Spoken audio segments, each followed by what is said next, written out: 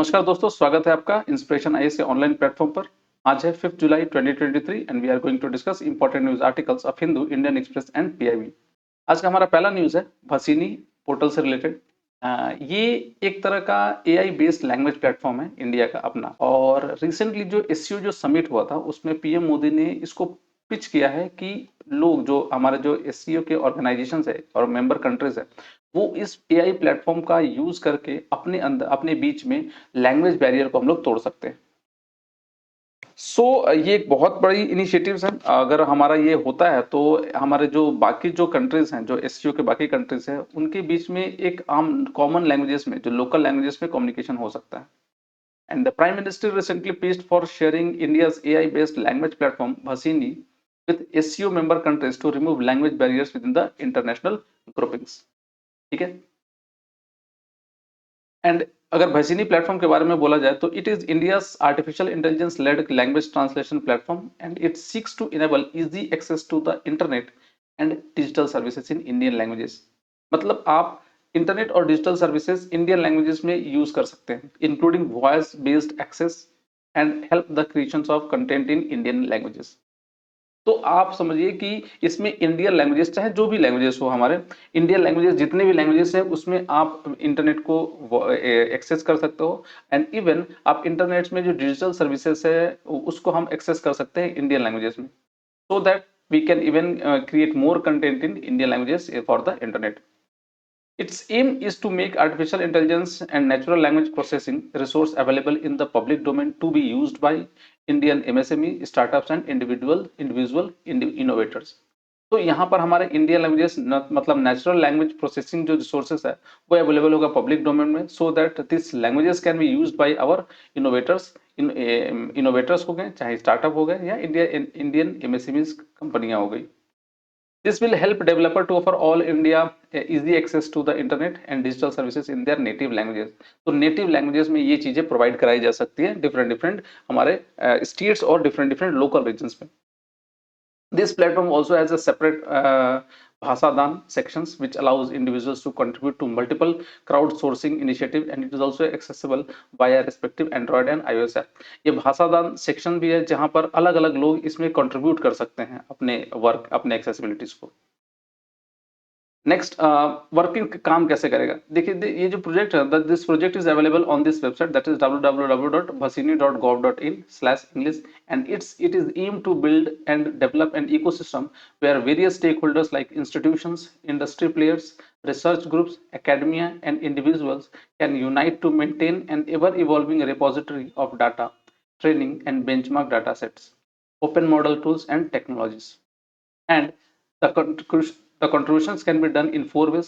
एक तो है सुनो इंडिया, दूसरा लिखो इंडिया, तीसरा बोलो इंडिया एंड चौथा Dekho India, where users have to type what they hear और have to validate text transcribed by others. तो ये कुछ वर्किंग्स है जिससे हमारा ये जो भसीनी प्लेटफॉर्म है,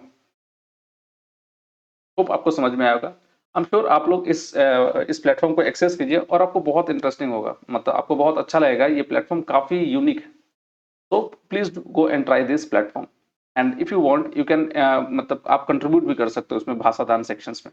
चलिए अपने अगले न्यूज पे चलते हैं। अपना अगला न्यूज है ऑर्कनी आइलैंड से रिलेटेड। रिसेंटली न्यूज ये है कि Orkney island is looking at ways to split off from the UK. मतलब आप आज देखिए विडंबना ये हो गई है कि एक समय में एक ऐसा देश जो सारे देशों पे राज करता था, आज उसके ही आइलैंड्स वगैरह टूट रहे हैं, और ऑर्कनी आइलैंड भी उसमें से ही एक आइलैंड है जो यूके से निकलने की बात का सोच रहा है। आप थोड़ा समझते हैं आखिर ये ऑर्कनी आइलैंड कहाँ लोकेटेड है।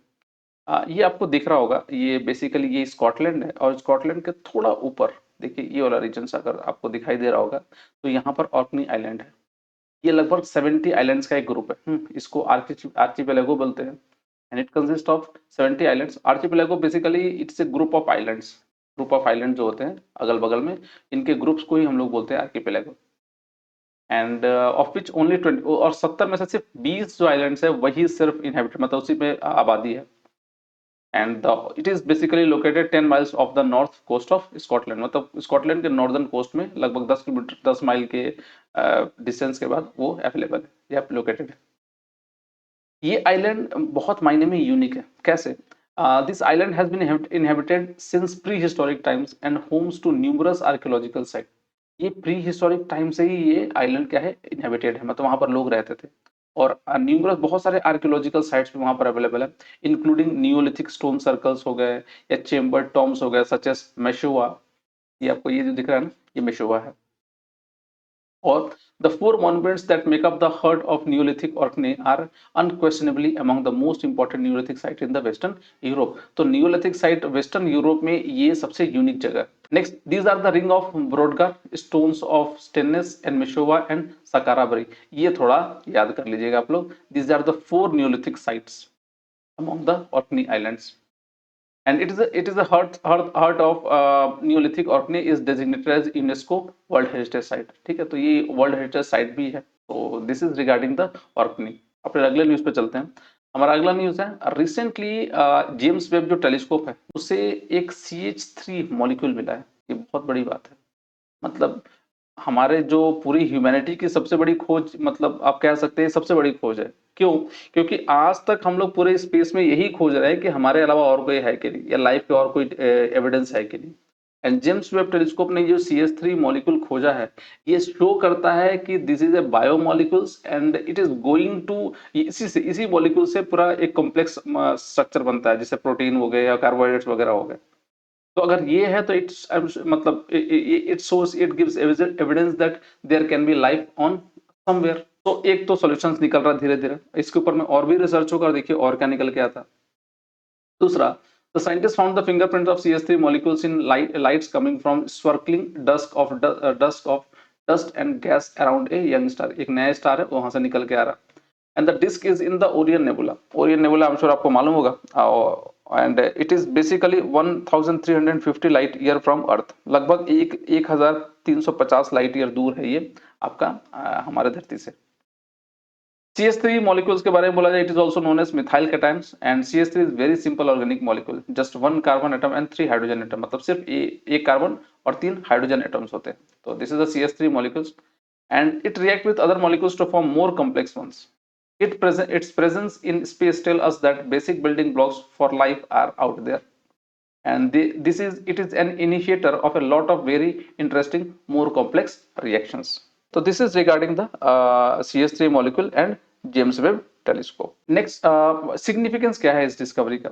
देखिए इस डिस्कवरी का बहुत इंपॉर्टेंट सिग्निफिकेंस है। एक तो ये है कि the discovery of methyl cation is in a region where planets that could eventually host life are forming may help untangle this cosmic riddles and help scientists better understand how and where is in the universe life could get started।